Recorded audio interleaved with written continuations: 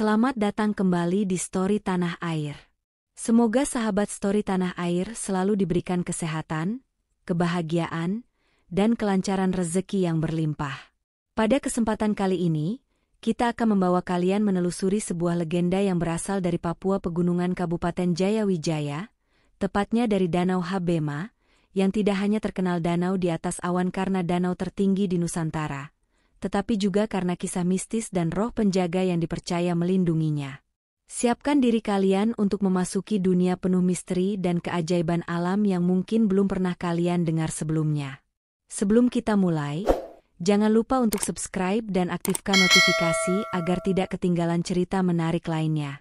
Danau Habema terletak di daerah Papua Pegunungan, tepatnya di kaki Gunung Trikora Kabupaten Jayawijaya. Danau Habema terletak di Kompleks Pegunungan Jayawijaya, di area utama Taman Nasional Lorentz di Wamena, Papua.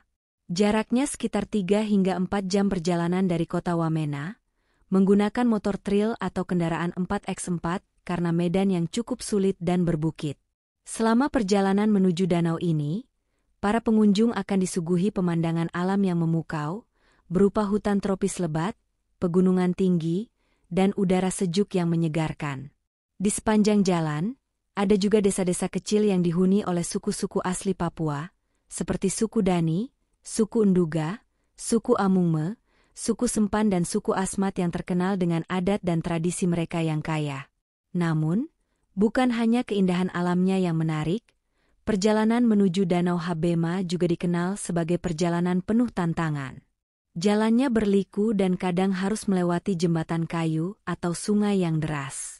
Keunikan lainnya, danau ini berada di ketinggian 3.225 mdpl di atas permukaan laut, yang memberikan panorama indah serta udara dingin yang menyelimuti. Nama asli Danau Habema sebenarnya adalah Yuginopa, sedangkan nama Habema diambil dari nama seorang perwira Belanda, yaitu Letnan Habema yang ikut mengawal tim ekspedisi ke puncak Trikora pada tahun 1909.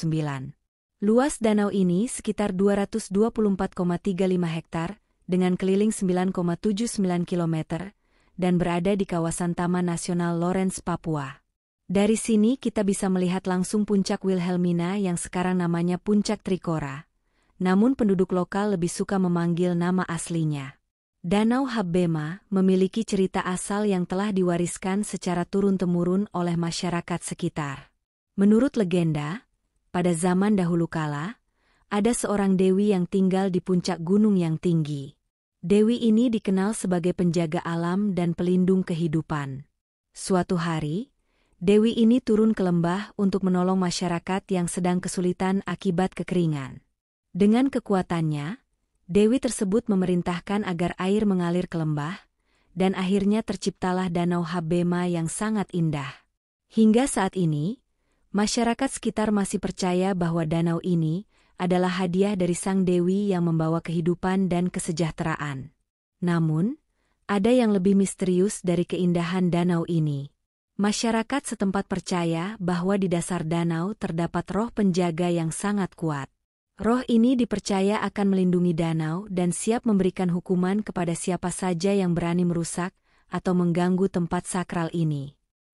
Danau Habema terkenal dengan keindahan alamnya yang luar biasa. Dikelilingi oleh pegunungan yang menjulang tinggi, air danau ini sangat jernih, sehingga kamu bisa melihat refleksi puncak-puncak gunung yang mengelilinginya. Keindahan ini semakin mempesona saat kabut pagi menyelimuti danau, menciptakan suasana yang penuh misteri. Banyak pengunjung yang datang untuk berkemah dan menikmati ketenangan yang hanya bisa ditemukan di sini. Selain keindahan alam, di sekitar danau juga terdapat berbagai flora dan fauna yang khas dan langka. Berbagai jenis burung, seperti burung cendrawasih, burung beo pesquet yang cantik, dapat ditemukan di sekitar hutan yang mengelilingi danau. Tak jarang, pengunjung juga bisa melihat kanguru pohon atau puyuh salju yang datang ke tepian danau untuk minum. Suku-suku yang tinggal di sekitar Danau Habema memiliki tradisi dan ritual yang berhubungan dengan danau tersebut. Mereka percaya bahwa roh penjaga danau dapat memberikan berkah, namun juga bisa membawa bencana bagi mereka yang tidak menghormati alam. Setiap tahunnya, Suku Dani mengadakan ritual di tepi danau sebagai tanda penghormatan kepada roh-roh tersebut. Ritual ini biasanya dilakukan pada musim kemarau, ketika suku-suku memohon agar danau tetap memberikan air yang cukup untuk kehidupan mereka. Dalam upacara ini, para pemimpin adat melakukan tarian ritual dan membawa sesaji berupa makanan dan hasil bumi untuk dihormati oleh roh penjaga. Masyarakat setempat sering melaporkan melihat penampakan roh penjaga di sekitar danau, terutama saat malam tiba. Penampakan ini sering muncul dalam bentuk kabut putih yang menyelimuti permukaan danau, kemudian menghilang begitu saja. Beberapa orang juga mengaku mendengar suara-suara aneh seperti nyanyian atau suara langkah kaki yang datang dari tengah danau. Pada beberapa kesempatan, orang-orang yang nekat mencuri sesuatu dari danau atau mengotori airnya, konon mendapat azab berupa sakit atau kejadian aneh yang menimpa mereka. Legenda ini membuat banyak orang semakin berhati-hati dan penuh rasa hormat saat berada di sekitar Danau Habema. Pada suatu waktu, ada seorang pemburu muda dari suku Dani yang memutuskan untuk berburu di sekitar Danau Habema. Ia tidak mendengarkan nasihat orang tuanya untuk tidak mendekati danau saat malam tiba. Pada malam hari, setelah berburu, ia pergi ke tepi danau untuk mencari air. Namun, tiba-tiba ia menghilang tanpa jejak. Beberapa hari kemudian, jasadnya ditemukan mengapung di tepi danau, dengan mata terbelalak dan wajah penuh ketakutan. Penduduk setempat percaya bahwa roh penjaga danau lah yang telah membawa pemburu tersebut sebagai hukuman atas ketidakpatuhannya terhadap larangan adat. Cerita ini menjadi pengingat bagi semua orang untuk selalu menghormati alam dan roh penjaga Danau Habema.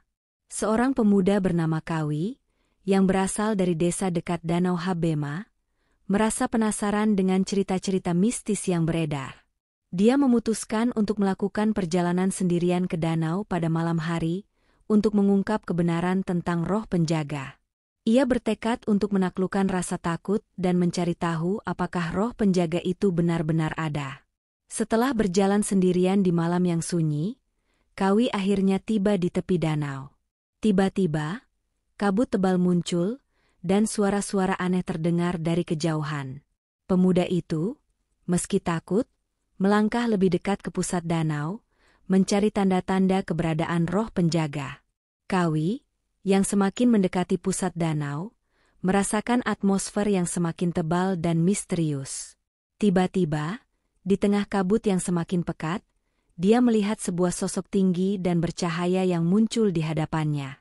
Sosok itu mengenakan pakaian adat Papua yang terbuat dari kulit binatang dan dikelilingi oleh cahaya biru yang memancar dari tubuhnya. Sosok ini adalah roh penjaga yang selama ini diceritakan oleh penduduk setempat.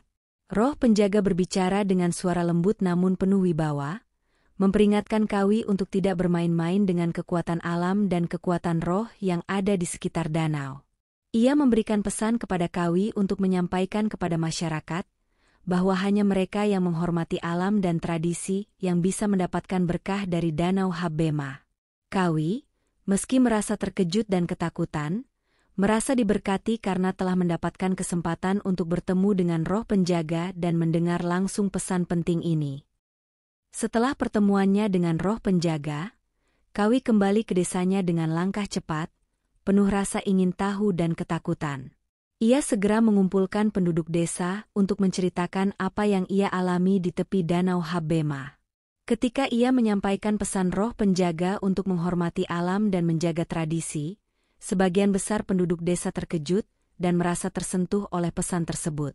Penduduk desa memutuskan untuk mengadakan sebuah upacara besar sebagai bentuk rasa syukur dan penghormatan kepada roh penjaga dan alam sekitar. Sejak saat itu, mereka berjanji untuk menjaga kelestarian Danau Habema dan tidak lagi mengambil keuntungan secara sembarangan dari alam yang telah memberi kehidupan kepada mereka. Beberapa bulan setelah upacara penghormatan yang diadakan, kehidupan di sekitar Danau Habema kembali damai dan penuh kedamaian. Tidak ada lagi cerita tentang kejadian aneh atau orang yang hilang. Danau tersebut seolah-olah menyimpan rahasia besar yang hanya bisa dimengerti oleh mereka yang benar-benar menghormati alam dan kepercayaan setempat. Namun, Yang paling menarik adalah perubahan suasana di sekitar danau. Udara di sekitar danau terasa lebih segar, dan kabut tipis yang sering muncul kini menjadi tanda bahwa alam di sana hidup dan berkembang dengan lebih harmonis. Penduduk desa semakin sering datang untuk berdoa dan mengucapkan terima kasih kepada roh penjaga dan kepada danau yang memberi kehidupan. Legenda Danau Habema kini menjadi bagian tak terpisahkan dari cerita rakyat Papua yang terus diceritakan oleh generasi ke generasi. Cerita ini tidak hanya mengajarkan tentang penghormatan terhadap alam dan roh penjaga, tetapi juga mengingatkan kita akan pentingnya menjaga keseimbangan dan keharmonisan dengan lingkungan sekitar. Danau Habema kini bukan hanya menjadi destinasi wisata, tetapi juga menjadi simbol dari kekuatan alam dan kepercayaan yang hidup dalam masyarakat Papua. Bagi siapa saja yang berkunjung ke danau ini, mereka akan merasakan energi yang kuat dari alam dan mungkin juga mendapatkan pengalaman mistis seperti yang dialami oleh Kawi. Danau Habema mengajarkan kita bahwa alam memiliki kekuatan yang luar biasa, dan kita harus senantiasa menjaga dan merawatnya dengan rasa hormat dan syukur. Demikianlah cerita mistis dan penuh keajaiban mengenai legenda Danau Habema yang terus hidup dalam kepercayaan masyarakat Papua. Seiring berjalannya waktu, legenda ini tetap menjadi bagian penting dari budaya dan tradisi yang kaya, mengajarkan kita semua untuk menjaga hubungan harmonis dengan alam. Jangan lupa untuk like, komen, dan subscribe agar kalian tidak ketinggalan cerita menarik lainnya yang akan kita bagikan di Story Tanah Air. Sampai jumpa di cerita berikutnya.